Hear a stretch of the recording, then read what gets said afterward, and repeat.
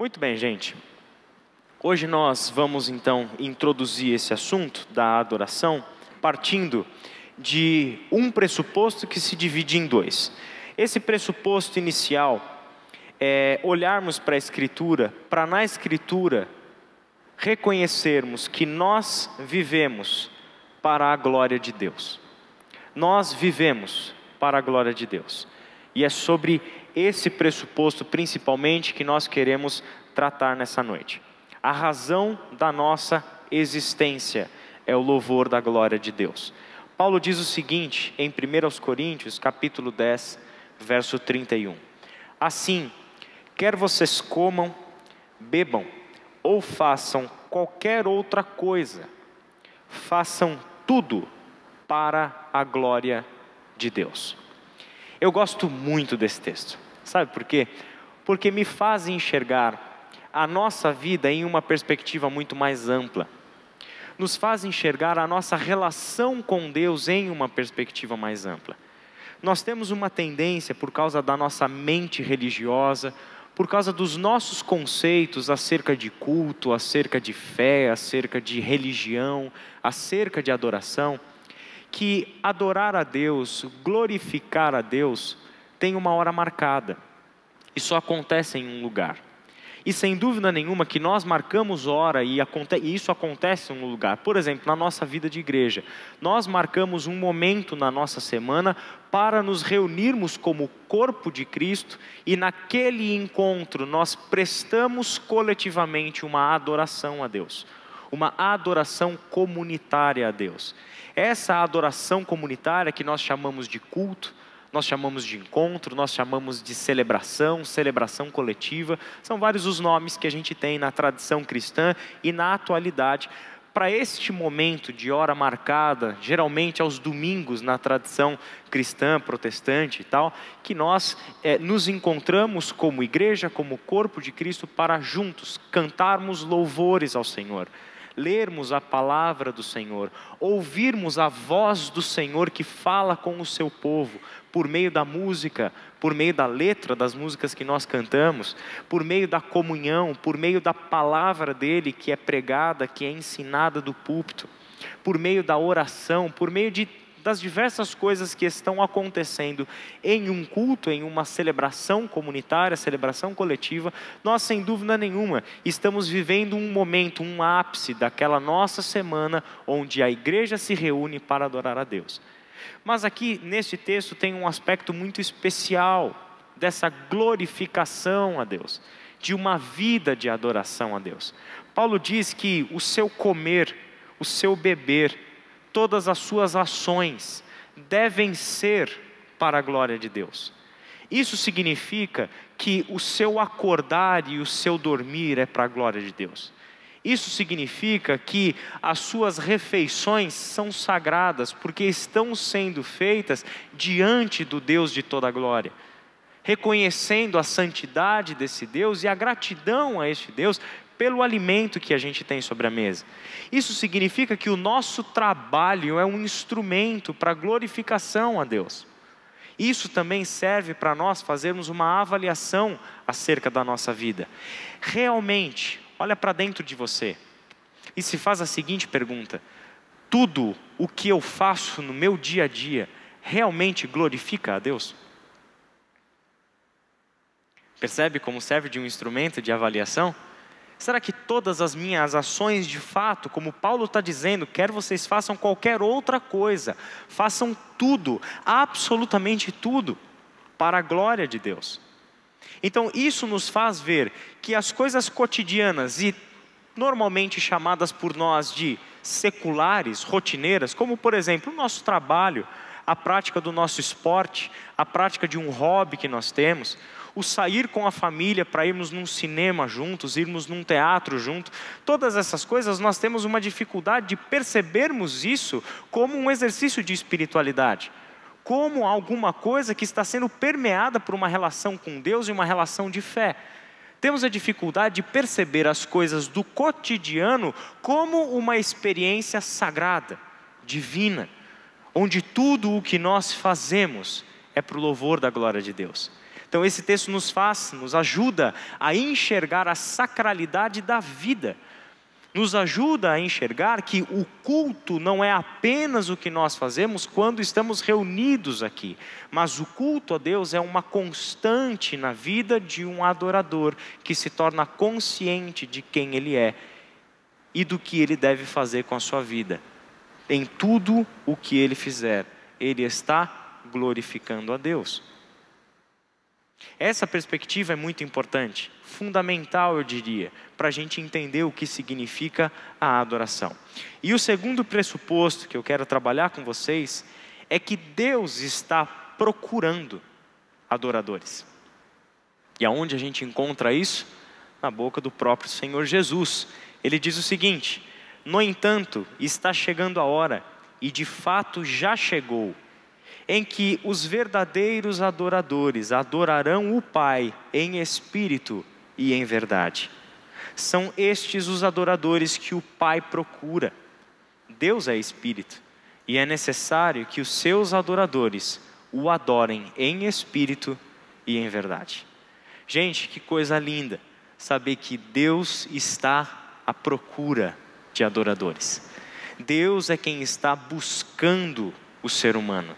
Deus é quem está vindo até nós, Deus é quem está entrando na história humana, Deus é quem está vindo atrás do ser humano.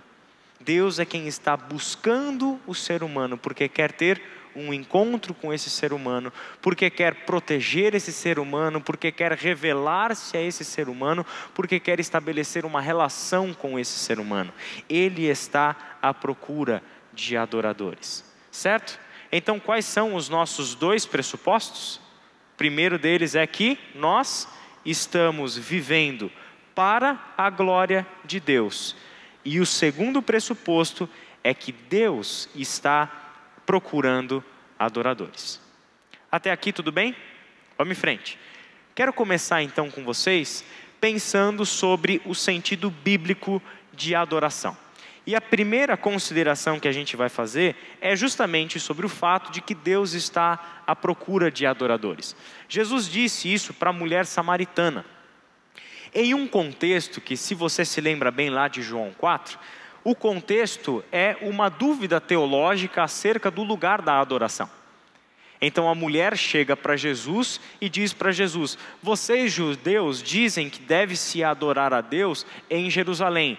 Nós samaritanos dizemos que deve-se adorar a Deus aqui nesse monte do nosso pai Jacó. Quem é que está com a razão? Como é que a gente resolve a questão teológica acerca do local da adoração? E a resposta de Jesus é justamente essa.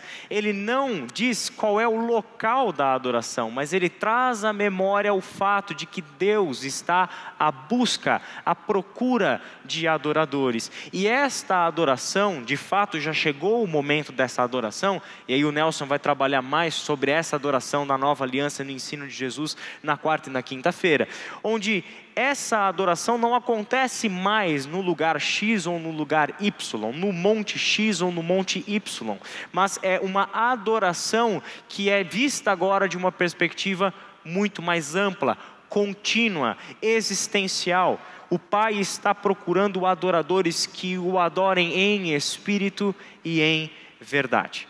Portanto, a primeira conclusão que a gente chega acerca disso é que Deus é quem está à procura de adoradores. Isso significa que é Ele quem vai à busca, é Ele quem atrai, é Ele quem convence. A ação onde nesse projeto de Deus de vir a este mundo procurar adoradores é toda uma iniciativa dEle, parte dEle.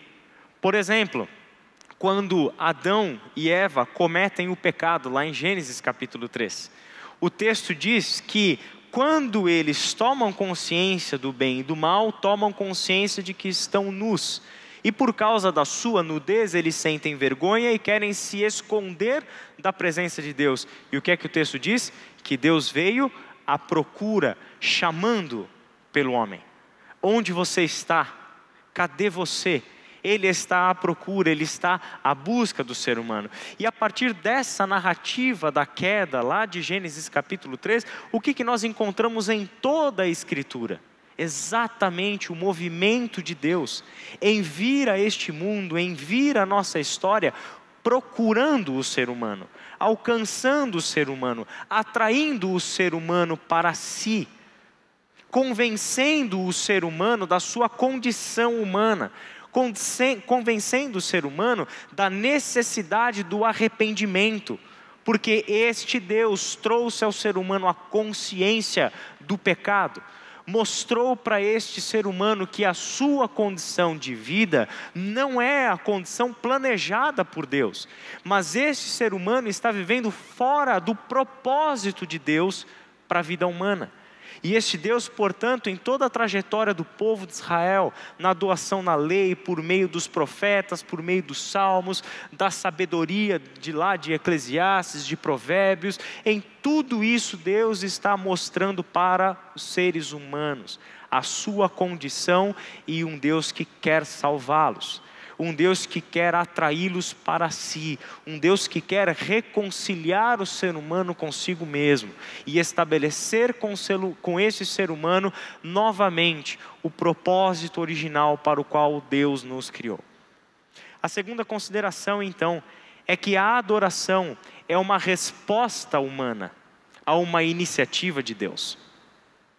A adoração é o ser humano respondendo, reagindo a uma iniciativa que parte desse Deus. Porque este Deus tomou uma iniciativa, e essa iniciativa de Deus, gente, é revelada nas Escrituras por meio do seu agir. É aquilo que Deus fez e é aquilo que Deus disse que revelam para nós a sua iniciativa de vir ao encontro deste ser humano. Então toda a narrativa bíblica está mostrando este movimento de um Deus que age e que fala. Um Deus que vem ao nosso encontro, nos conscientizando na nossa realidade, se revelando como libertador, se revelando como salvador, se revelando como aquele que pode resgatar na vida humana a sua essência. Trazer de volta ao ser humano para uma nova vida, não mais na morte e no pecado, mas na sua graça, na sua misericórdia, no seu amor, na sua santidade e na sua justiça. É um Deus, portanto, que ao nos atrair para si e ao revelar-se para nós, quando tomamos a consciência de quem Ele é, o que Ele diz e o que Ele faz, só existe uma resposta possível: prostração, adoração. O ser humano irrompe em louvor, irrompe em adoração. Para mim, eu sou especializado em Novo Testamento, então é muito difícil falar do Antigo Testamento sem falar do Novo Testamento. Eu prometi para o Nelson que eu ia falar o mínimo possível do Novo Testamento, mas eu não vou conseguir, não vai ter jeito. Abre sua Bíblia em Romanos, por gentileza, capítulo 11. Romanos capítulo 11, quero dar um exemplo disso para vocês. Eu peço desculpas para vocês, hoje eu vou ter que usar a minha Bíblia no celular. A minha Bíblia querida foi lá para Curitiba ganhar uma capa de couro bonita, que ela já estava toda depenada, então até ela chegar eu vou ter que usar ela por aqui. Romanos capítulo 11, eu quero ler com vocês a partir do verso 33 até o verso 36. Romanos 11, 33 até 36. Encontraram? Encontraram? Ó profundidade da riqueza, da sabedoria e do conhecimento de Deus. Quão insondáveis são os seus juízos e inescrutáveis os seus caminhos. Quem conheceu a mente do Senhor? Ou quem foi seu conselheiro? Quem primeiro lhe deu para que Ele o recompense? Pois dele, por Ele e para Ele são todas as coisas. A Ele seja a glória para sempre. Amém. Paulo não só é um grande teólogo, mas tem uma sensibilidade poética brilhante.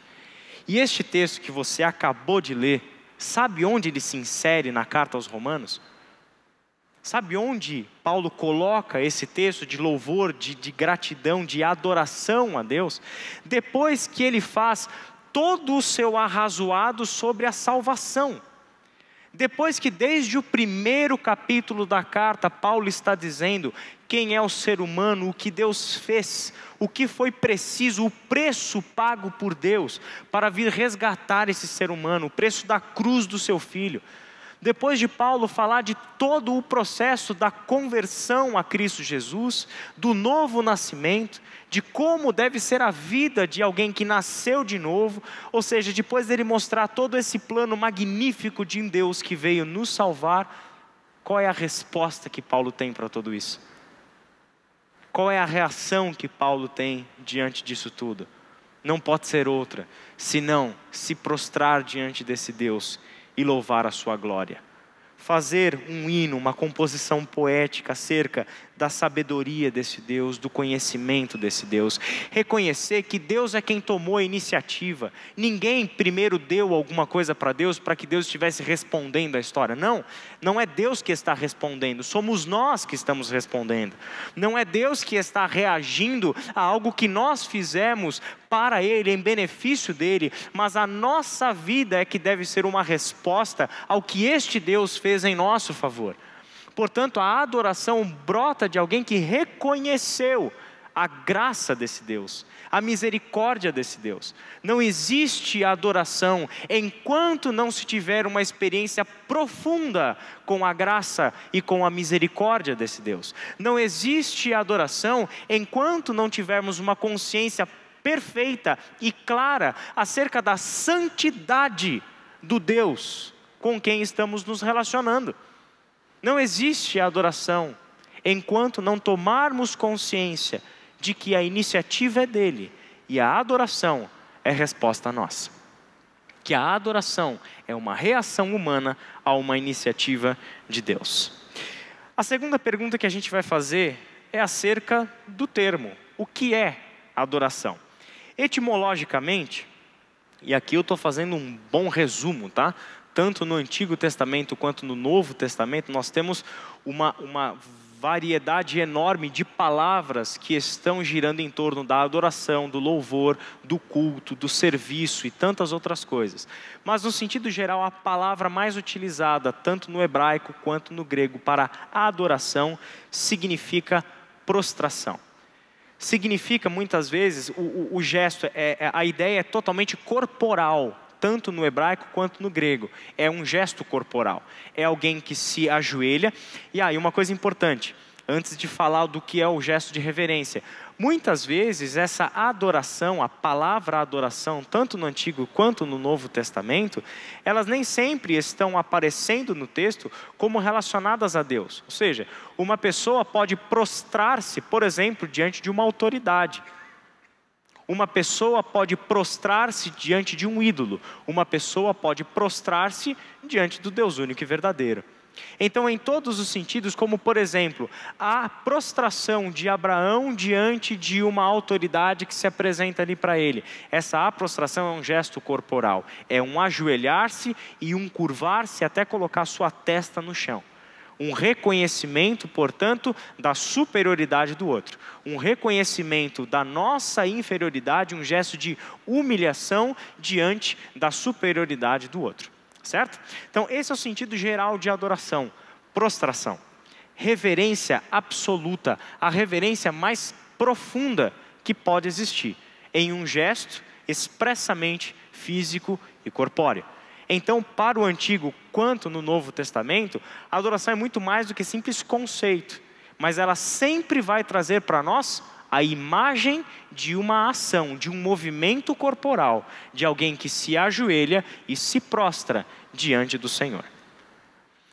Eu assisti algumas vezes o filme Lutero, esse mais novo, sabe? Vocês assistiram esse filme? Vocês conhecem esse filme?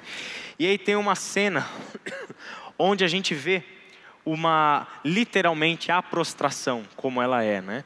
Quando Lutero vai se apresentar diante de uma autoridade da igreja, Lutero entra naquela sala ele se ajoelha naquele chão, ele coloca o seu rosto até a testa, abre os seus braços e estica as suas pernas. Um gesto de profunda reverência. Aquilo é literalmente prostração, literalmente prostração. Uma pessoa que está se humilhando plenamente diante da autoridade com quem ela está se relacionando naquele momento. Agora, o que é o conceito da adoração dentro das Escrituras? Como a gente viu, a adoração é uma reação humana à oferta de amor que se origina no coração do Pai. É uma resposta humana ao falar desse Deus. E por ter origem no coração do Pai, a adoração só acontece por meio do Espírito de Deus. E isso é importante. Por ser algo que é uma iniciativa de Deus, que só acontece porque Deus tomou a iniciativa, porque Deus é quem iniciou a conversa, porque a adoração é uma resposta humana ao falar desse Deus, ela só pode acontecer por meio do Espírito Santo de Deus. 2 textos que eu quero ler com vocês. Um que a gente já leu, João 4:24, onde Jesus diz o seguinte: Deus é Espírito, e é necessário que os seus adoradores o adorem em espírito e em verdade. Uma possibilidade de tradução desse texto, a partir do original grego, é a seguinte: Deus é Espírito, e é necessário que os seus adoradores o adorem no Espírito, Espírito com letra maiúscula, e na verdade, verdade com V maiúsculo. Porque a verdade dentro do Evangelho de João, quem que é? Quem é que disse eu sou o caminho, a verdade e a vida? É o próprio Jesus. Então, aonde acontece a adoração a Deus? Bom, já que a conversa de Jesus com a mulher samaritana era acerca do local da adoração, e como esse texto em grego, ele está sendo regido por locativo e não por instrumental, ou seja, não é por meio, nesse caso, não é por meio, o Espírito não é apenas o meio da adoração, mas a ambientação da adoração. Acontece dentro do Espírito, acontece dentro de Jesus, acontece em uma relação que só pode haver adoração dentro de uma relação com Jesus e com o Espírito e com a verdade. Em um outro texto, que é de Paulo em Filipenses, capítulo 3, verso 3, explicitamente o Espírito é dito aqui como o meio para a adoração. Nesse caso não é um locativo, é de fato um instrumental. Ou seja, nós que adoramos pelo Espírito, por meio do Espírito. Certo? Então, algumas coisas são importantes ressaltar aqui. A primeira delas é que o lugar da adoração não é mais o prédio, não é mais o local. Não é mais o Monte X ou o Monte Y, como considerava a teologia de samaritanos e de judeus no tempo de Jesus. Mas agora o local, o ambiente da adoração é a comunhão nossa com o Espírito Santo de Deus e com a verdade do Evangelho, que é Jesus Cristo. É ali, nessa relação, que adoramos a Deus. A segunda consideração importante é que nós adoramos a Deus por meio do Espírito, ou seja, nós não produzimos, não provocamos, não temos meios para criar a adoração. Só adoramos a Deus por meio do próprio Espírito de Deus que habita em nós. Este é o meio, o instrumento pelo qual podemos e devemos adorar o nosso Deus. Por isso, eu quero concluir essa parte com uma citação de Richard Foster em A Celebração da Disciplina. A adoração se acende dentro de nós somente quando o Espírito de Deus toca o espírito humano. Formas e ritos não produzem adoração, tampouco produz a descontinuação de formas e rituais. Podemos usar todas as técnicas e métodos adequados, podemos ter a melhor liturgia possível, mas não adoramos o Senhor enquanto o Espírito Santo, não tocar o Espírito humano. Nós dependemos, portanto, do Espírito Santo de Deus, que nos toca no Espírito e promove, portanto, possibilita, portanto, a adoração. Russell Shedd, no livro Adoração Bíblica, é um livro que inclusive a gente trouxe alguns exemplares para você poder comprar esse livro. Nós fortemente recomendamos a leitura deste livro, a Adoração Bíblica de Russell Shedd. Quem se assenta num banco da igreja aparenta ser um adorador, mas muitas vezes não é. Quantas refeições suculentas têm sido planejadas na hora solene do culto, ao contrário do que ocorreu com Maria, sentada aos pés de Cristo. Quantos negócios têm sido planejados, rascunhados e contratos fechados nas mentes daqueles que lotam os bancos da casa de Deus. Profundo, não é? Quer dizer, isso sem dúvida nenhuma é um alerta para nós, porque eu acredito que todos nós já experimentamos isso.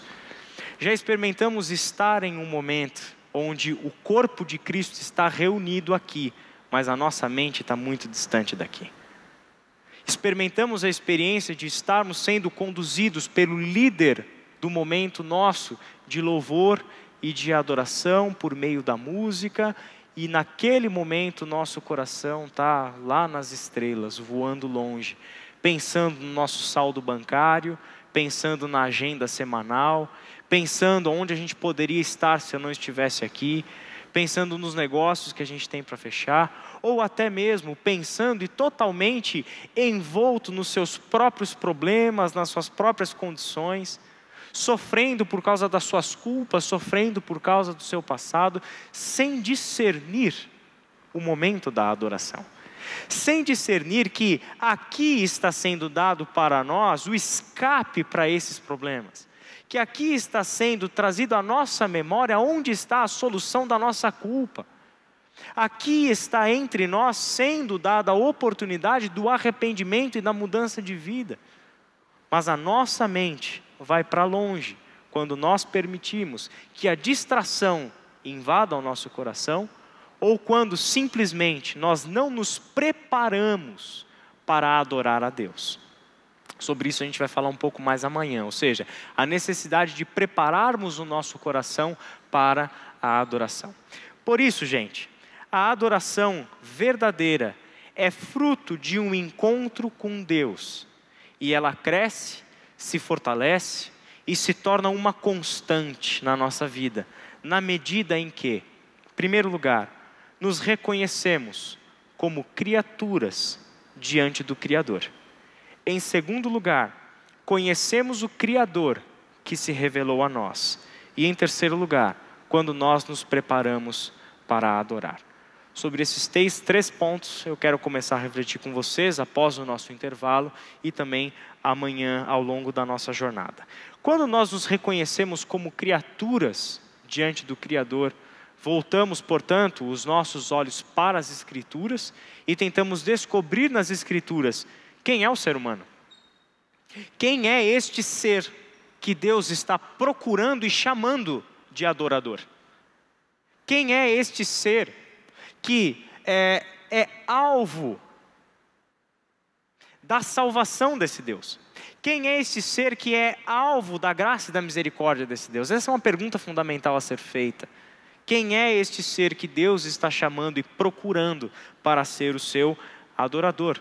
E esse processo precisa ser feito, essa jornada precisa ser trilhada por nós. Nós conhecemos o Criador que se revelou a nós. Quer dizer, não só passamos pelas Escrituras a conhecer quem é o ser humano, que este Deus está vindo à sua procura, mas também precisamos nos perguntar quem é este Deus que está nos procurando, que está vindo nos buscar. O que isso significa? Que a adoração depende totalmente do conhecimento de Deus. Que a adoração, ela se fortalece.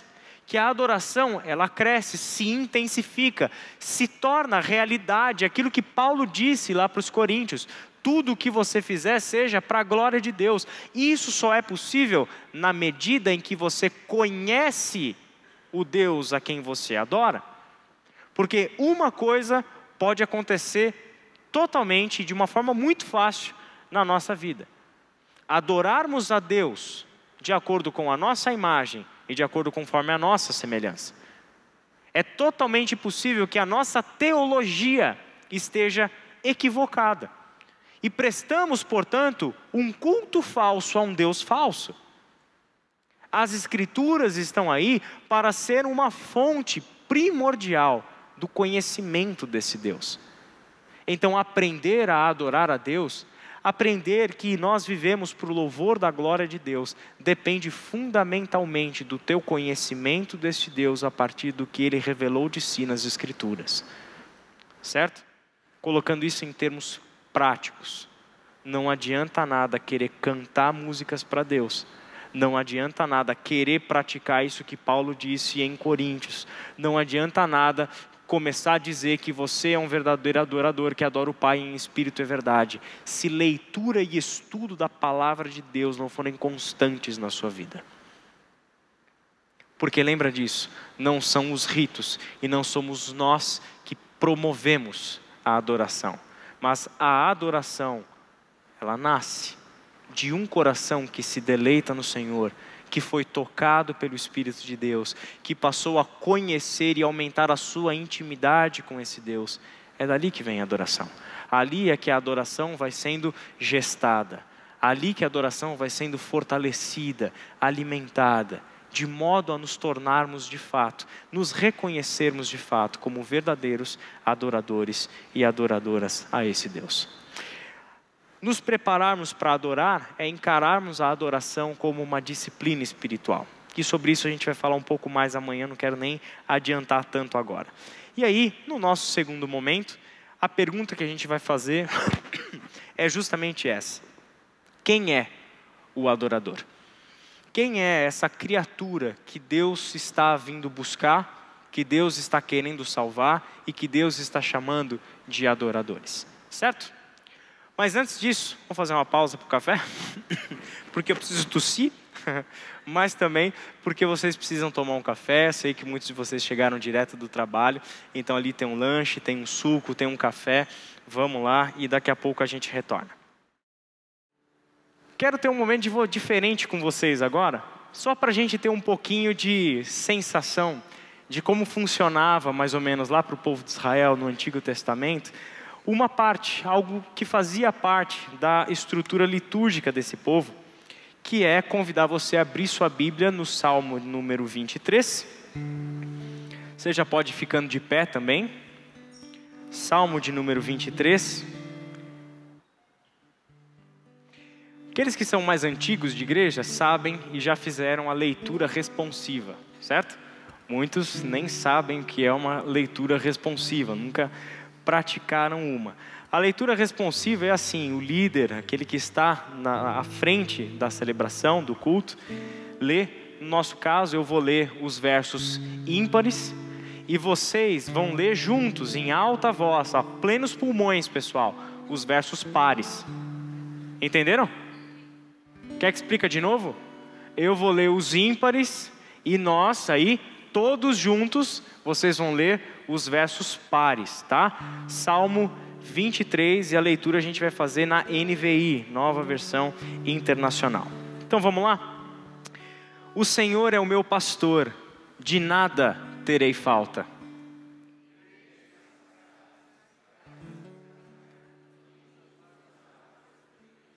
Foi um péssimo até para ensaio, gente. Vamos começar de novo esse negócio. Tenta ordenar um pouquinho mais, gente. Na cadência que eu vou ler aqui, tá bom? Tenta ler nessa mesma métrica que eu estou lendo. O Senhor é o meu pastor, de nada terei falta.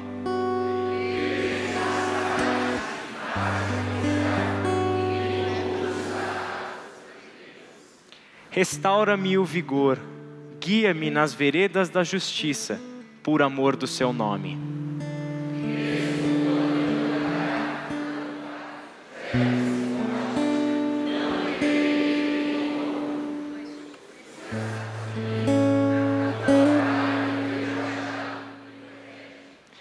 Preparas um banquete para mim, à vista dos meus inimigos.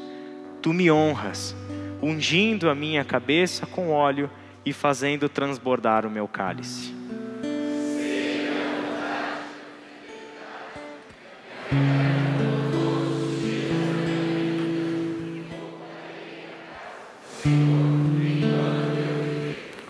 bom. Fica de pé e vamos cantar?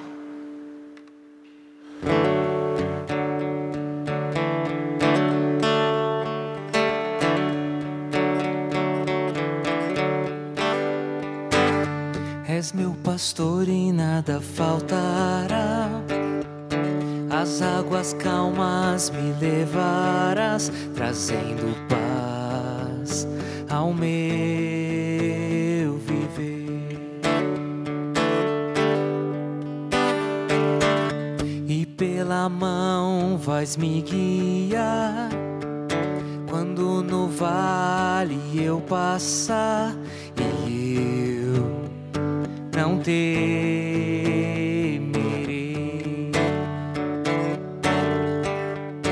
pois no controle tu estás, pois no controle tu estás,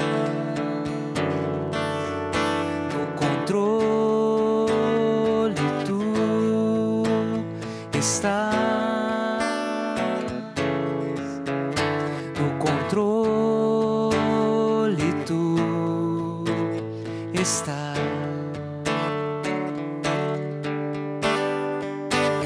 És meu pastor e nada faltará. As águas calmas me levarás, trazendo paz ao meu viver. E pela mão vais me guiar, quando no vale eu passar, e eu não temerei,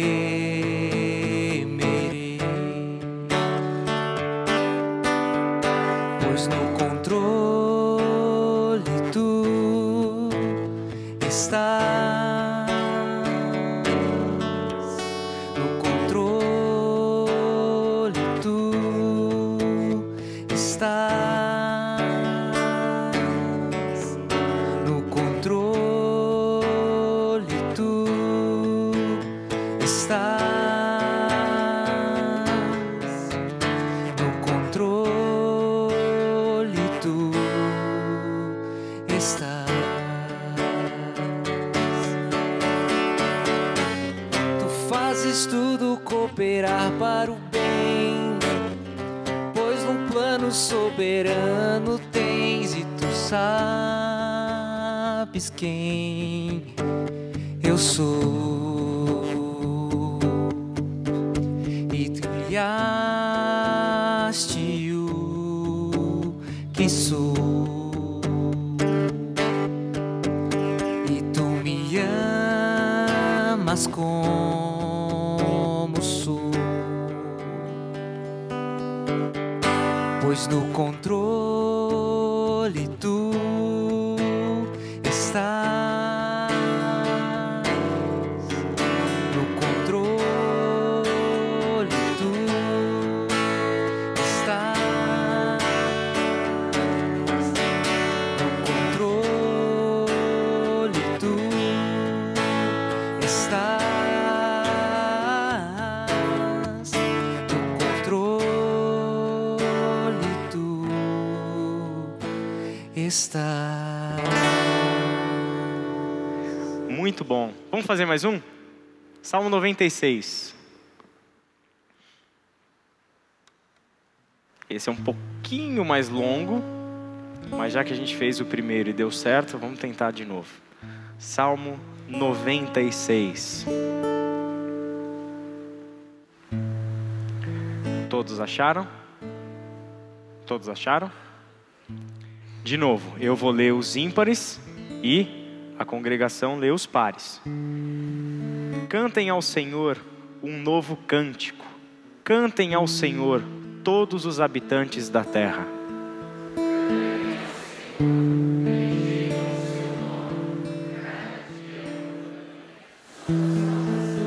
Anunciem a sua glória entre as nações, seus feitos maravilhosos entre todos os povos.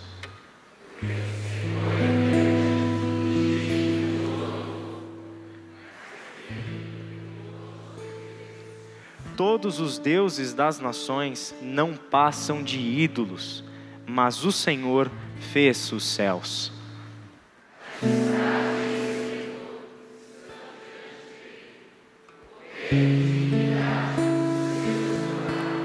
Deem ao Senhor, ó famílias das nações, deem ao Senhor glória e força.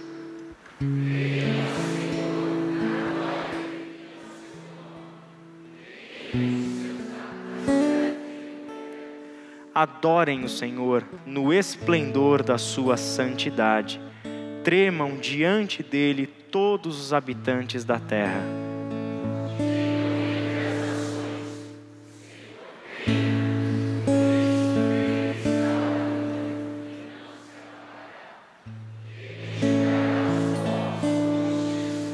Regozijem-se os céus e exulte a terra.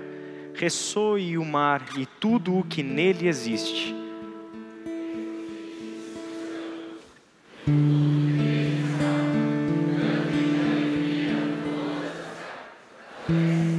Cantem diante do Senhor, porque Ele vem julgar a terra, julgará o mundo com justiça e os povos com a sua fidelidade. Vamos cantar?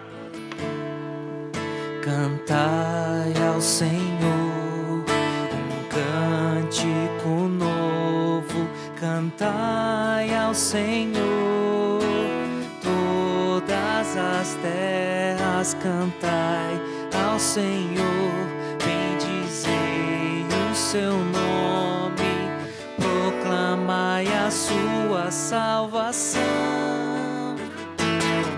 Anunciai entre as nações a sua glória, entre todos os povos as suas maravilhas.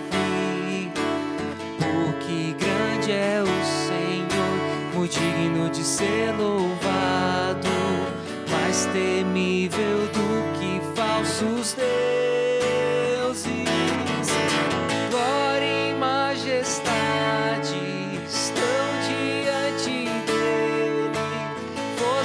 formosura no seu santuário.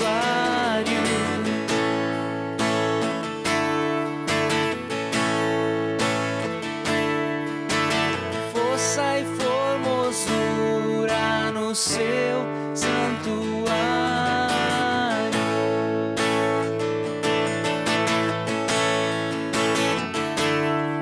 Cantai ao Senhor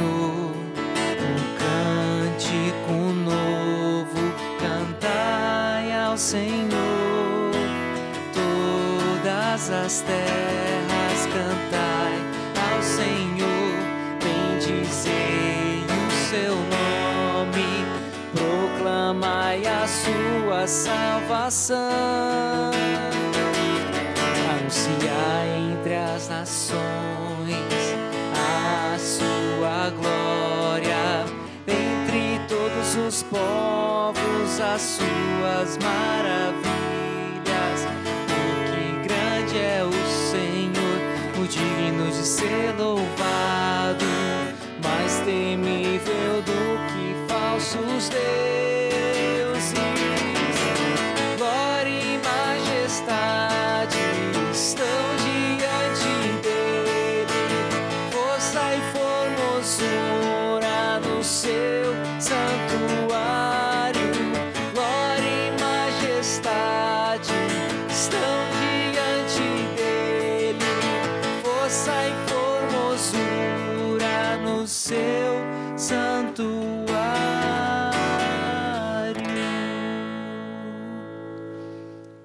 Amém. Obrigado, Patrick. Obrigado. Pode sentar, gente. Que momento gostoso, né? Se você prestou bastante atenção nesse exercício, você pôde perceber que essas músicas que nós cantamos são os salmos, né? O Salmo 23, Salmo 96. Esta música do Salmo 26, inclusive, é uma composição do Nelson Bomilcar, que vai estar aqui com a gente na quarta e na quinta-feira. E essas duas canções, elas deixam claro para nós a reflexão que um povo faz sobre si mesmo e sobre o seu Deus. Se você prestou atenção no que a gente cantou, a partir do texto que a gente leu, a gente está falando de um povo que se reconhece como criatura desse Deus, como alguém que é pastoreado pelo bom pastor, como alguém que pode confiar o seu futuro, colocar no Senhor a sua segurança, sabendo da sua provisão, sabendo do seu cuidado, sabendo da possibilidade da sua repreensão e da sua justiça, sabendo que esse Deus vai nos chamar a corrigir os nossos caminhos e assim por diante. Quer dizer, o que são os salmos? Senão a expressão de um ser humano que se reconhece como criatura diante do seu Criador. E é exatamente esse o primeiro ponto que eu quero trazer para vocês acerca dessa nossa reflexão. Nós podemos responder a partir das Escrituras que o adorador, em primeiro lugar, precisa se enxergar como criatura. E isso é um ponto fundamental de uma teologia da adoração. Sabermos que o ser humano não é fruto do acaso, que o ser humano não é um ser acidental, que a vida humana, que a nossa história, que a nossa trajetória não é um acidente cósmico, que nós fomos criados no coração de Deus, que a nossa origem está no coração de Deus, que a nossa origem, quer dizer, quando a gente passa a conhecer esse Deus, muitas vezes chegamos até esse Deus, ou começamos a tomar consciência de quem é esse Deus, e até esse momento, nós pensamos a nossa vida em termos muito restritos. Pensamos a nossa vida como tendo a sua origem na relação sexual de um homem e de uma mulher, do nosso pai e da nossa mãe. Pensamos que ali começou a nossa trajetória. Pensamos que a nossa infância, seja ela qual tenha sido, gente, cheias de boas memórias, cheias de traumas, seja essa infância uma coleção de memórias alegres, seja essa infância uma lembrança de tragédias. Essa nossa infância que vai desembocar na nossa adolescência, na nossa juventude, onde os nossos caminhos vão sendo cada vez mais definidos, na nossa formação, na nossa relação matrimonial, daí vem os filhos, vem todas essas coisas, e aonde termina a nossa vida? No nosso túmulo, no dia da nossa morte. Mas essa é uma perspectiva muito restrita acerca da vida humana. O que as Escrituras estão mostrando para nós? Que nós somos seres criados em primeiro lugar no coração desse Deus. Nós todos somos desejados por Deus. Nós todos, em primeiro lugar, surgimos nesta história, neste mundo, por um desejo de um Criador. A nossa vida, a nossa história foi projetada por esse Deus. Quer dizer, nos foi dada a possibilidade de uma vida, e a vida nesta terra, por causa do pecado, por causa de uma realidade que se estabeleceu na história humana, que a gente sabe pelas Escrituras, que não era o projeto de Deus. O projeto de Deus não era o sofrimento. O projeto de Deus não é a vida de criaturas separadas do seu Criador. O projeto de Deus não é um ser humano dominando sobre o outro ser humano. O projeto de Deus não é o ser humano destruindo a criação para o seu próprio benefício. Não.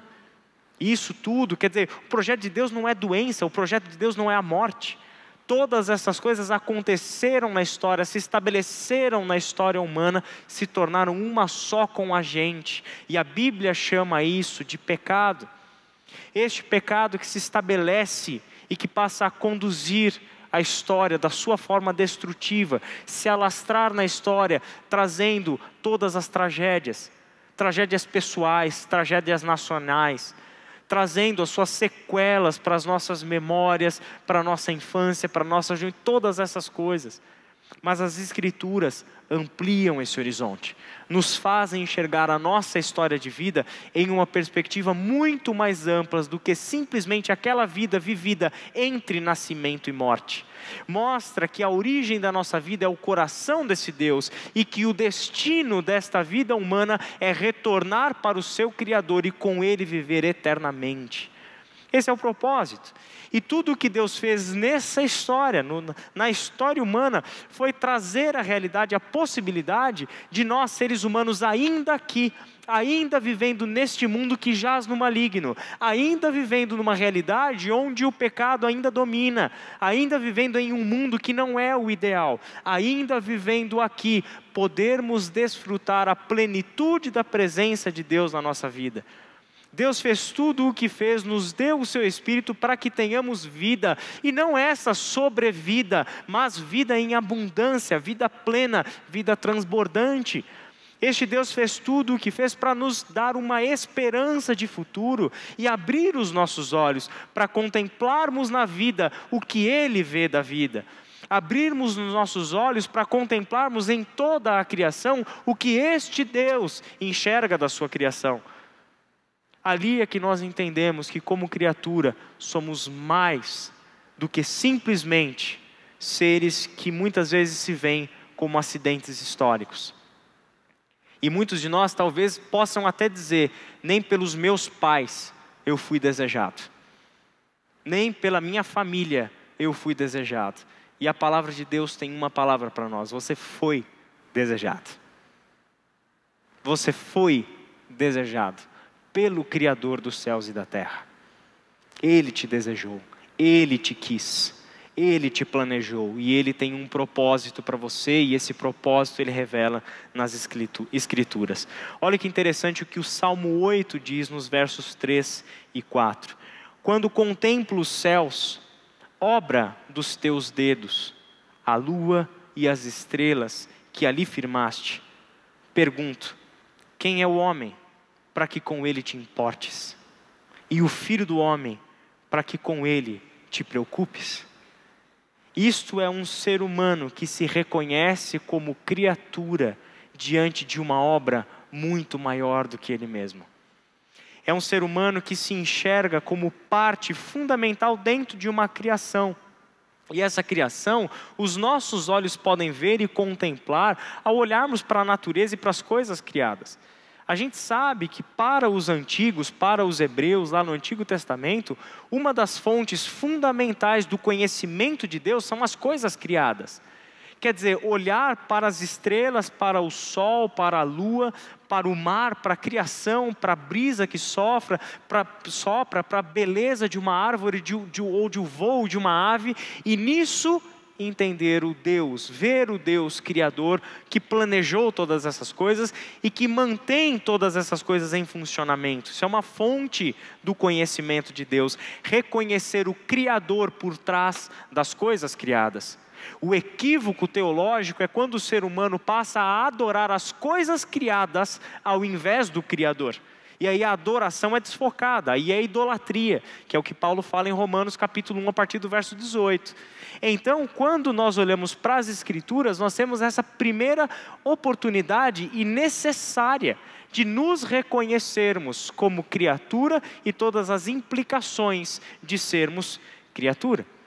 Porque se nós dizemos, se nós de fato nos conscientizamos, e se nós de fato vamos estruturar o nosso pensamento sobre nós, seres humanos, a partir das Escrituras, a partir do reconhecimento de que somos criaturas de um Criador, nós também precisamos reconhecer que este Criador que nos desejou tem um propósito para a nossa existência. Que este Criador, quando nos fez, ao nos fazer, estabeleceu um destino para esse ser humano. A antropologia, portanto, do Antigo Testamento nos aponta sobre 4 verdades ao que o ser humano está destinado. A primeira delas é a seguinte: o ser humano está destinado a viver. O ser humano está destinado a viver. O que a gente está querendo dizer com isso? Deus está atuando na história, advertindo, ensinando, protegendo, cuidando, vindo com juízo, vindo com graça e tantas outras coisas que a gente pode concluir sobre a ação de Deus a partir das Escrituras. Por que Ele faz tudo isso? Porque Ele quer que o ser humano viva. todo o seu falar e todo o seu agir visa a preservação da vida. Quem é o Deus das Escrituras? O Deus das Escrituras é o Deus da vida e que nos convida a celebrarmos a vida. É o Deus que quer e está dando provas o tempo todo de que Ele quer que nós vivamos, apesar de todo o mal, apesar do pecado, apesar da realidade da morte, apesar das injustiças e das opressões, apesar de tudo aquilo que está ao nosso redor, na nossa história de vida, no nosso ambiente vivencial, que diz exatamente o contrário. Que tudo aponta para a morte, destruição, tragédia, falta de esperança e etc. Um Deus surge dentro dessa história dizendo: eu quero que vocês vivam, porque eu criei vocês para a vida. E o que é a história bíblica, senão um Deus que está atuando na história humana para destruir a morte? Para destruir a morte. Olha o que diz Gênesis 45, verso 5 e também 50, verso 20. Isso é palavra de José para os seus irmãos. Agora, não se aflinjam, nem se recriminem por terem me vendido para cá, pois foi para salvar vidas que Deus me enviou adiante de vocês. Vocês planejaram o mal contra mim, mas Deus o tornou em bem, para que hoje fosse preservada a vida de muitos. Essas duas palavras de José aos seus irmãos, lembre-se bem, acontecem em um contexto onde José foi traído pelos seus irmãos, onde José foi dado como morto para o seu querido pai, onde José foi vendido como escravo, levado para o Egito. Lá no Egito, ele faz o bem, mas só ganha o mal como retribuição, esquecem dele, ninguém está nem aí para José. Só que tem uma constante na narrativa acerca de José, que o Senhor estava com José. Lembra disso? O Senhor estava com José, o Senhor estava com José. Essa é uma frase repetida várias vezes ao longo da narrativa acerca de José. E quais são as conclusões que José chega? É que vocês, meus irmãos, intentaram o mal contra mim. Ou seja, nós não somos alienados em relação à realidade do mal. Nós sabemos da realidade do mal. Sabemos que nós sofremos o mal e nós temos a capacidade infeliz de fazermos os outros sofrerem o mal. Mas o que é que José reconhece? Qual é o padrão de Deus agir nessa história? Ele está vindo para este mundo que é o reino do mal e transformando este mal em bem. Ele está vindo para este mundo onde o mal está governando as nossas vidas, onde o mal está sendo perpetuado pelas nossas ações e de geração em geração. E qual é o movimento desse Deus dentro dessa história? Transformar mal em bem. E ao ir transformando o mal em bem, o que ele vai gerando em nós? A consciência de que somos uma criatura, temos um propósito, e este propósito desse Deus começa com essa realidade. Deus nos chamou para a vida. Deus nos destinou à vida. Hans Walter Wolff, teólogo alemão que escreveu a antropologia do Antigo Testamento mais importante que a gente tem, diz o seguinte: no Antigo Testamento fica clara a tendência de que o ser humano está destinado a viver. É difícil não perceber que a direção principal converge para a palavra neotestamentária do Novo Testamento a respeito da vida. Em um mundo em que a sobrevivência ameaça se tornar sempre mais improvável, a percepção bíblica do destino do ser humano funda uma nova expectativa de vida. Nós vivemos em um mundo constantemente ameaçado pelo poder do mal. Nós vivemos em um mundo constantemente ameaçado pelo poder da morte. Mas nós somos o povo que pode dizer a uma só voz: onde está, ó morte, a sua vitória? Porque Cristo Jesus triunfou sobre a morte. E isso é a palavra decisiva de Deus para nós. Eu quero que vocês tenham vida e tenham vida abundante. A segunda verdade que nós extraímos do Antigo Testamento, principalmente acerca do propósito da existência humana, é que o ser humano está destinado a amar. O ser humano está destinado a amar. Ser destinado a amar significa superar todo o ódio estabelecido entre as relações humanas. O domínio de um ser humano sobre outro ser humano não corresponde ao destino humano, mas à sua desgraça. Um ser humano domina outro ser humano, não porque isso é um desígnio de Deus, não porque isso é uma expressão do destino humano, mas porque isso é uma expressão e uma prova da desgraça humana. Quem percebe muito bem isso é o autor de Eclesiastes. Verso 9 do capítulo 8 de Eclesiastes, nós encontramos assim: tudo isso vi quando me pus a refletir em tudo o que se faz debaixo do sol. Há ocasiões em que o homem domina sobre outros para a sua própria infelicidade. Chegamos à conclusão de que todas as relações de dominação, de poder de um ser humano sobre outro ser humano não é intenção divina. Não é destino humano. O destino humano, o propósito para o qual fomos criados é o amor e não a dominação. E não o ódio sendo perpetuado. A Bíblia, como um todo, nos apresenta duas forças que estão governando a história. Uma dessas forças se estabeleceu a partir do momento que o ser humano se rebelou contra Deus, no relato da queda, Gênesis capítulo 3.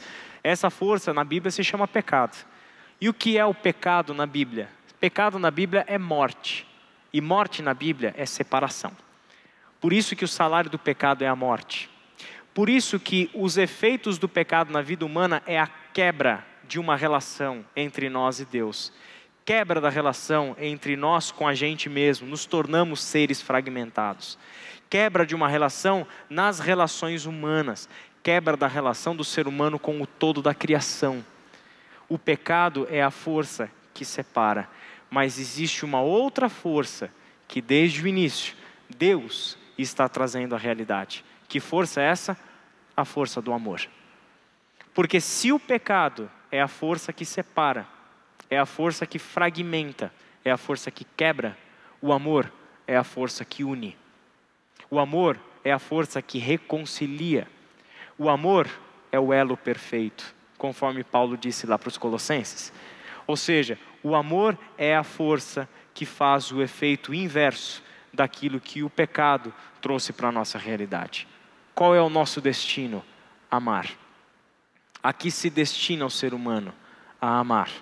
E amar é superar todas as relações de ódio e de dominação que existem entre nós. Quando nós chegamos no Novo Testamento, principalmente no ministério de Jesus e nas cartas de Paulo, ainda bem que o Nelson não está aqui para ver eu falando da parte dele, né? Mas não estou nem um pouco preocupado. Quando a gente chega lá, o que a gente vai descobrir mesmo, gente? Olha que coisa linda. E Jesus veio para esse mundo como servo. Ele é o rei. Entende? Ele vem trazer o reino de Deus. Ele é o rei e ele é o Senhor. Ele é o mestre. Por natureza, ele é o superior. Por natureza, ele é o soberano. Por natureza, ele é o agente da criação. Por natureza, ele é o que sustenta a criação. Nele tudo subsiste. Lembra que Paulo disse lá para os Colossenses no capítulo 1. Ele é o verbo por meio de quem todas as coisas foram criadas. Esse é Jesus. Mas o que ele diz acerca de si mesmo? O Filho do Homem não veio a este mundo para ser servido, mas para servir e dar a sua vida em resgate por muitos. Ele não veio para ser servido, porque ele vem para este mundo quebrar as relações de dominação e de poder. Ele é aquele que é o superior, mas chega entre nós como servo que se curva e que lava os pés dos seus discípulos. E estabelece ali um padrão. Se vocês fizerem como eu lhes fiz, então vocês serão felizes. A narrativa do lava-pés de João capítulo 13. Ele é aquele que não achou que o ser igual a Deus era algo a que devia apegar-se, mas esvaziou-se de si mesmo, vindo a ser servo, obediente até a morte e morte de cruz. Ele é aquele que faz o movimento do amor para que nisso ele reconciliasse com o Pai todas as criaturas e trouxesse de novo a nossa consciência, a consciência da criação de Deus, a realidade de que nós fomos destinados a amar. A terceira verdade que nós aprendemos acerca do propósito da existência humana é que o ser humano está destinado a dominar. E aqui parece uma contradição, né? Mas você não acabou de falar que ele veio para destruir as relações de dominação? Vamos refletir sobre o que significa dominar aqui nessa parte. O ser humano expressa sua capacidade criativa. Ou seja, o ser humano cria instrumentos para a expressão artística. Gênesis capítulo 4, verso 21, já mostra o ser humano criando instrumentos musicais. Ele constrói instrumentos para a edificação, que dão para ele a capacidade de construir edificações gigantescas, como é o caso da Torre de Babel, por exemplo, Gênesis capítulo 11, do verso 3 em diante. Esse ser humano aprende a lavrar a terra e a fabricar o vinho. Ou seja, é um ser humano que vai se expressando como um co-criador. Porque Deus é o Criador e o ser humano feito à sua imagem, conforme a sua semelhança, uma das características dessa imagem e semelhança no Criador é que assim como o seu Deus, assim como o seu Criador, ele tem capacidade criativa. Ele cria a partir da criação de Deus. Então ele utiliza-se dos instrumentos que ele encontra na própria criação para criar coisas novas. Isso significa, então, que existe uma expressão, ou seja, essa capacidade do ser humano de criar instrumentos para a expressão artística, de criar instrumentos para facilitar a sua vivência nessa terra, de criar, por exemplo, alguma coisa como vinho, né? Quer dizer, descobrir que se ele plantar aquela vinha, colher as suas frutas, criar aquele processo de esmagar as frutas, permitir a sua fermentação e etc., o resultado daquilo vai ser um suco muito gostoso que deixa a galera alegre, né? Chamado vinho. Então, esse ser humano é capaz, ele é dotado de um poder criativo, né? De transformar elementos da própria criação. Isso faz parte, sem dúvida nenhuma, do propósito de Deus, de parte do destino humano que esse Deus nos deu. Então disse Deus: façamos o homem à nossa imagem, conforme a nossa semelhança. Domine ele sobre os peixes do mar, sobre as aves do céu, sobre os grandes animais de toda a terra e sobre todos os pequenos animais que se movem rente ao chão. E no capítulo 2, verso 15 de Gênesis, o Senhor Deus colocou o homem no jardim do Éden para cuidar dele e cultivá-lo. Na semana passada nós falamos na segunda-feira no nosso curso teológico justamente sobre esse texto e sobre o que significa dominar. Parece que a palavra dominar tem um mau uso no nosso tempo, né? Tem um mau uso na história humana, onde de fato o ser humano passou a dominar a criação. Mas dominar a criação de que forma? Dominar pelo exercício da opressão. Dominar a criação no sentido de destruir as coisas criadas, de privatizar as coisas criadas para o benefício próprio. De fazer interferências no curso da natureza que o próprio ser humano se torna refém das armadilhas que ele cria, né? O próprio ser humano interfere na natureza e não tem jeito, uma hora essa natureza reage. Olha, por exemplo, as quebras das barreiras que a gente vê, né? As coisas, tragédias, cidades, né? Gente, rios, ambientes maravilhosos de natureza que são totalmente destruídos por causa de intervenção gananciosa do ser humano na criação de Deus. Poxa, não é esse o domínio que Deus intentava para o ser humano. Não é isso que significa domine sobre a criação. O domínio sobre a criação de Gênesis 1:26 deve ser entendido à luz do domínio de Gênesis 2:15, que é um Deus que coloca o homem no jardim para cuidar do jardim e para cultivar o jardim. Esse é o domínio a ser exercido pelo homem na criação. O domínio de ele ser um administrador da criação, de ser um cuidador da criação de Deus, de ser alguém que está trabalhando em parceria com Deus. Comecinho do capítulo 2 de Gênesis, tem uma sentença muito interessante ali, onde o Senhor diz o seguinte, o texto diz o seguinte, que ainda não havia germinado nada na terra, ainda não havia crescido nenhum arbusto, nem nada. Por quê? Por duas razões. Primeiro, Deus ainda não tinha feito chover sobre a terra. E a segunda razão, que ele não havia ainda criado o homem para cultivar o solo. Olha que coisa linda. O que Deus espera do ser humano? Qual é essa relação de domínio do ser humano dentro da criação? Um trabalho em parceria. É Deus quem faz chover, porque Ele vai criar o ser humano para arar o solo, para semear esse solo. Existe uma relação, portanto, entre Criador e criatura que diz respeito ao todo da criação. É um Deus que nos coloca dentro dessa criação em exercício de cuidado e de cultivo de todas as coisas que Ele criou. E isso, ao longo de toda a Escritura, também fica bastante claro. Esse ser humano que é destinado a dominar tem um porém dentro das suas capacidades criativas. E esse porém acontece porque o ser humano pode ser dominado pelas suas possibilidades de criação. O que a gente está querendo dizer com isso? O ser humano, ele se tornou capaz, hábil, se viu capaz e se viu com a habilidade de cultivar o solo, de plantar a vinha, de colher as uvas, de fazer o vinho e ter ali uma bebida deliciosa. Só que ele também se torna refém do efeito da embriaguez com o vinho. E por causa da embriaguez, ele faz coisas horrorosas. Por causa da embriaguez, ele toma más decisões. Por causa da embriaguez, ele vive uma realidade que é completamente oposta à realidade de Deus ao nos criar como administradores da sua criação. Ele tem a capacidade de construir instrumentos para edificações. Só que ao invés de construir as suas edificações para a glória de Deus, ele dá glória para quem? Para si mesmo. O que a narrativa da Torre de Babel mostra para nós, os seres humanos que constroem aquela torre gigantesca, com aquele propósito de alcançar os céus, e os seus nomes serem maiores do que todos os nomes da terra. Eles estão procurando, portanto, erguer aquela edificação, usando instrumentos da própria criação e de seres co-criadores com Deus, para glorificação própria.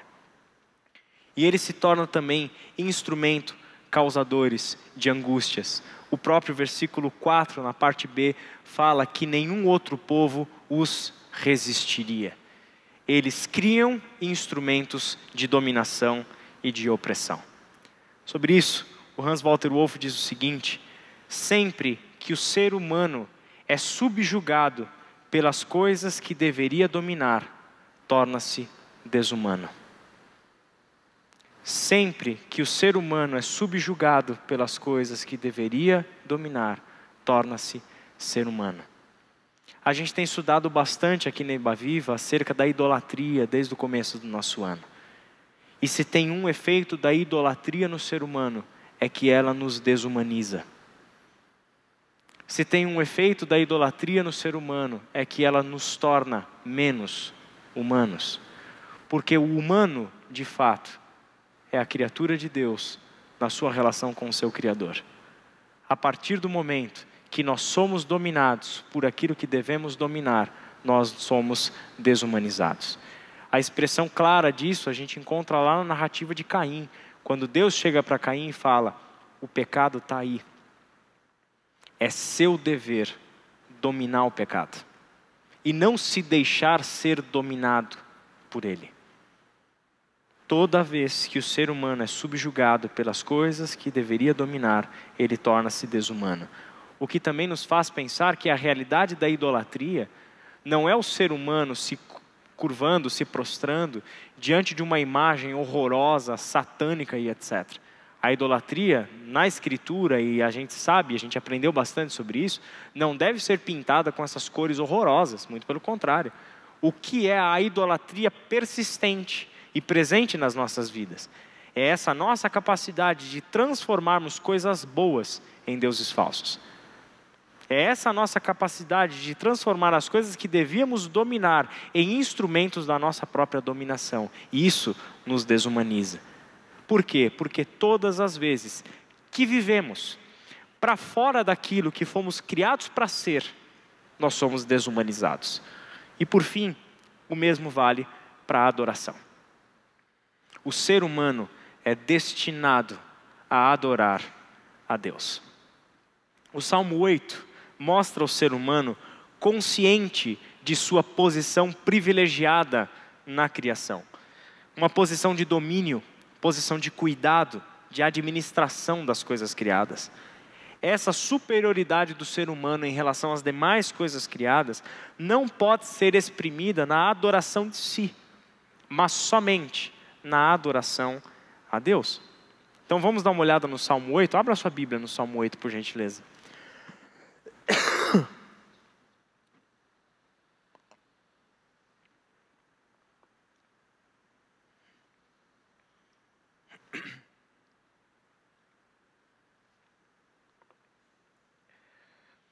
A gente vai ler primeiro do verso 5 até o verso 8. Salmo 8, do verso 5 até o verso 8. Lemos assim.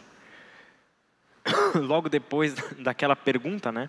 Que é o homem para que se preocupe com eles e tal. Tu o fizeste um pouco menor do que os seres celestiais e o coroaste de glória e de honra. Vamos só nos situar aqui, né? Tu quem? O Senhor, Deus. Fizeste quem? O homem, o ser humano.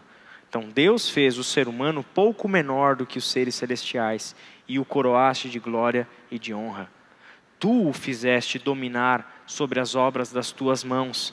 Sob os seus pés tudo puseste, todos os rebanhos e manadas, e até os animais selvagens, as aves do céu, os peixes do mar e tudo o que percorre as veredas dos mares. O núcleo desse salmo, que são esses versos, mostram, portanto, essa posição privilegiada que o ser humano tem dentro das coisas criadas.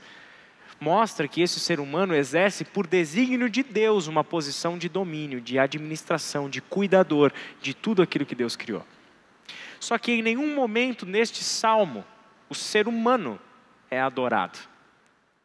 Em nenhum momento nesse salmo, essa posição privilegiada faz com que o ser humano se veja como objeto da sua própria adoração. Porque adorar a si mesmo é idolatria. E adorar a si mesmo é desumanização. Porque isso é viver uma realidade fora do desígnio divino. É experimentar uma vida longe do propósito divino para a criação. Então, quando Paulo diz lá para os romanos que o ser humano, ao invés de adorar o Deus Criador, adorou as coisas criadas e imagens feitas segundo a imagem e semelhança do homem, o que Paulo está dizendo também é que o ser humano, ele olha para um espelho e diz: eis aí o meu Deus, eis aí o meu Senhor. Ele olha para o espelho e se reconhece como o Senhor, e se reconhece como uma divindade. Leva muito a sério aquele negócio lá de Gênesis 3 que diz que por causa do conhecimento do bem e do mal, ele se tornou semelhante a Deus. E agora este ser humano precisa aprender com o seu Deus que ele não é igual a Deus, mas que ele é criatura deste Deus. Ele é criação deste Deus. E enquanto ele não entender a sua posição e propósito dentro da criação, ele está desumanizado. Vivendo, portanto, fora do destino que Deus deu para o ser humano. Agora vamos olhar para a moldura do Salmo 8. Aqui nesses versos nós olhamos para o que tem exatamente no centro do Salmo 8. Agora a gente vai olhar para a moldura dele. Versos de 1 a 3. Olha só o que diz. Senhor, Senhor nosso, Como é majestoso o teu nome em toda a terra. Tu, cuja glória é cantada nos céus, dos lábios das crianças e dos recém-nascidos, firmaste o teu nome como fortaleza por causa dos teus adversários, para silenciar o inimigo que buscava vingança. Quando contemplo os teus céus, obra dos teus dedos, a lua e as estrelas que ali firmaste. Aí é que ele começa a pergunta acerca do ser humano. Então qual é a moldura desse salmo? Adoração a Deus e ao Criador, e não ao ser humano. Esse salmo é um exemplo, através da poesia e da música, onde o povo declamava ao Senhor a consciência de quem eles são. Eu não posso ser o meu Deus. Eu tenho sim uma posição privilegiada. Como ser humano nós temos uma posição de domínio dentro das coisas criadas, mas eu não sou Deus. Eu não sou o alvo da minha vida.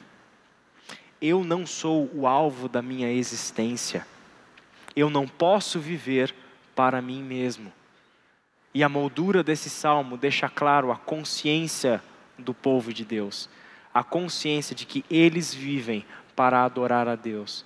Então o salmo começa com a adoração a Deus. Senhor, Senhor nosso, como é majestoso o teu nome em toda a terra. Um salmo de alguém que olha para as coisas criadas e nessas coisas criadas reconhece a grandiosidade do Criador.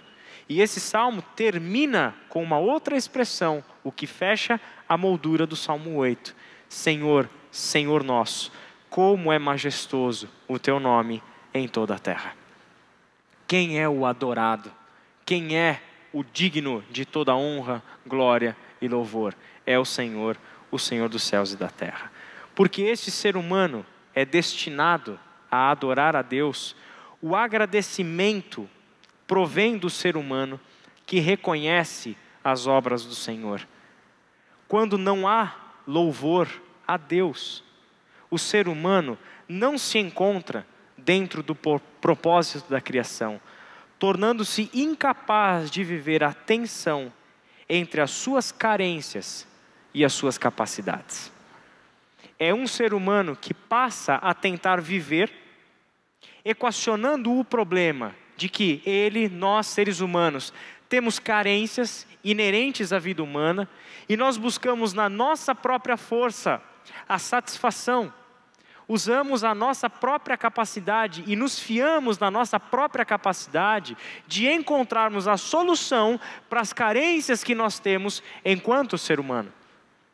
Somente quando há o louvor, o reconhecimento das obras de Deus, o reconhecimento dos feitos do Senhor, somente quando há a gratidão nossa, é que o ser humano está dentro do propósito de Deus para a sua criação. Adorar a Deus, portanto, significa nos inserirmos por graça divina, por misericórdia de Deus, por amor de Deus. Significa nos inserirmos dentro do propósito de Deus para a vida humana nessa terra. E o agradecimento, a gratidão, é a expressão máxima dos salmos a esse Deus. Quando nós olhamos para a palavra de Deus, sabe o que é magnífico você perceber nos salmos? Porque os salmos perceberam essa realidade. Eu não sei se você já prestou atenção nisso. Quantas vezes você lê nos salmos, adoremos ao Senhor, louvemos ao Senhor, louvemos ao Senhor, todo ser que respira, louve ao Senhor. É um convite constante ao louvor a Deus. Por que o convite constante ao louvor a Deus? De onde vem esse louvor? É resposta humana, certo? Lembra que a adoração é uma resposta humana ao falar e ao agir de Deus? Portanto, louvar a Deus, glorificar o seu nome, viver para o louvor da glória de Deus, deve ser para nós uma resposta ao que nós temos conhecido sobre os feitos desse Deus. Então o povo de Israel, ele trazia à memória tudo o que o Senhor já havia feito, por quem Deus era, por que Ele estava fazendo e por todas as suas promessas a serem cumpridas. E isso é o motivo de louvor a Deus. Então presta atenção, louvamos a Deus não por causa das nossas circunstâncias particulares, mas pela grandeza do próprio ser de Deus. O que provoca o louvor a Deus, o que provoca a gratidão, não pode ser, em nenhuma hipótese, quando você tem aquela sensação de que você pediu alguma coisa para Deus e Ele te deu finalmente aquilo que você queria. Não é dali que brota a verdadeira adoração. A verdadeira adoração, ela brota de um coração que reconhece a majestade desse Deus, que está com a mente cheia dos feitos do Senhor, porque conhece as Escrituras, porque conhece o que esse Deus já fez na história, porque todos os dias está buscando nas Escrituras conhecer esse Deus, trazer para dentro de si os feitos do Senhor, trazer para dentro de si a memória que os nossos irmãos e irmãs lá do passado registraram para nós as Escrituras, que dão prova, que dão testemunho da grandiosidade, da majestade, da soberania deste Deus. É a resposta de alguém que se vê diante do Deus Santo, e diante do Deus Santo ele não tem outra alternativa senão prostrar-se, reconhecer-se como criatura, louvando o seu Criador. Mas tem uma outra coisa nos Salmos que você vê constantemente: as queixas. Não é isso? Os Salmos não têm apenas gratidão e chamados ao louvor, mas os Salmos constantemente você lê o quê? O povo levando a Deus as suas queixas, o povo levando a Deus o seu lamento, o povo levando a Deus as suas petições. Sabe o que isso significa? É que este povo, ao entregar a Deus as suas queixas, honra a Deus como o único capaz de ser misericordioso. Quando nós levamos ao Senhor o nosso lamento, quando nós levamos ao Senhor as nossas queixas, nós o honramos como o Deus gracioso e misericordioso. Já parou para pensar nisso? Por exemplo, que quando você fecha os seus olhos, dobra os seus joelhos e pede a Deus perdão pelo seu pecado, você já parou para pensar que isto é um gesto de adoração a Deus? Porque quando você pede perdão a Deus pelos seus pecados, sabe o que você está dizendo? Que este Deus é misericordioso e rico em graça. Que quando você se curva e confessa os seus pecados ao Senhor, reconhece os seus pecados, você está dando a honra a este Deus, que é o capaz de te perdoar e de limpar a tua vida. Por isso que os Salmos têm o louvor e o lamento. Salmo 148, para nós fecharmos, verso 11 até o verso 13. Reis da terra e todas as nações, todos os governantes e juízes da terra, moços e moças, velhos e crianças, louvem todos o nome do Senhor, pois somente o seu nome é exaltado. A sua majestade está acima da terra e dos céus. Nesse louvor, o destino do ser humano para a vida no mundo, para o amor ao próximo e para a dominação das criaturas, encontra seu cumprimento verdadeiramente humano. Ao contrário, o ser humano, sendo seu próprio ídolo, torna-se um tirano ou perde sua liberdade ao emudecer e perder a fala. Quem é o ser humano que não consegue louvar a Deus? Quem é o ser humano que não consegue ser agradecido em toda e qualquer situação? Quem é o ser humano que constantemente se vê na incapacidade e na falta de vontade de louvar ao seu Deus e de ser grato por todas as coisas? É o ser humano que ainda tem a si mesmo como seu ídolo. É o ser humano que é incapaz de olhar para Deus, porque quando o ser humano olha para o seu Deus, a única resposta possível é a adoração a esse Deus. Feche seus olhos e vamos orar. Pai querido, nós te damos graças pela tua palavra, te damos graças pela tua majestade, pela tua glória. Pai querido, nós pedimos de todo o nosso coração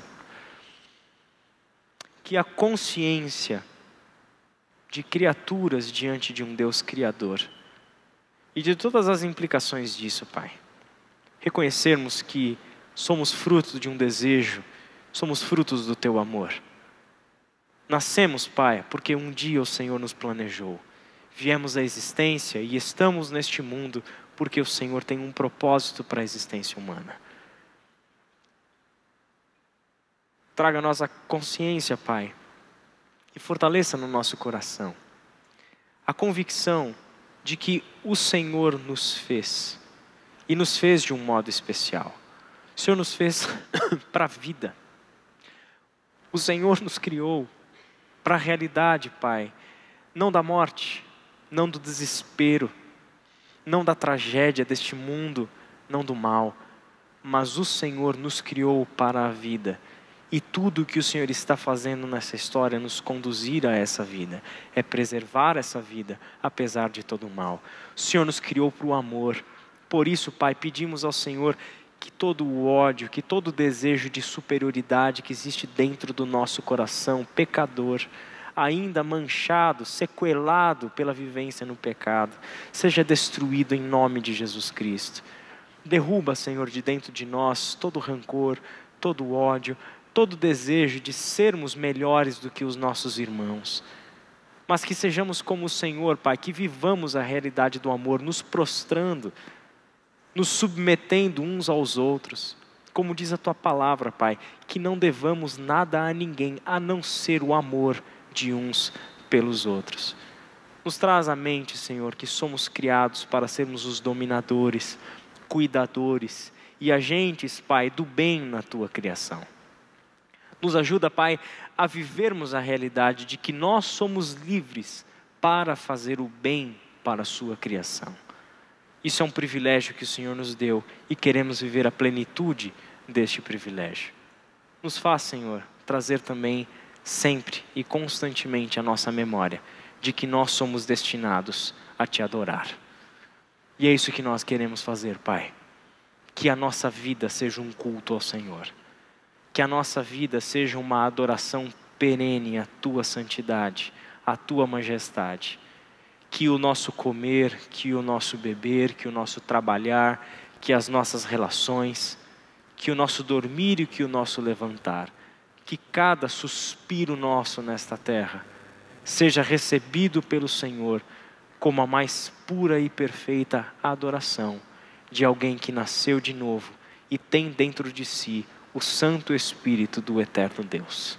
É em nome de Jesus Cristo que nós oramos. Amém.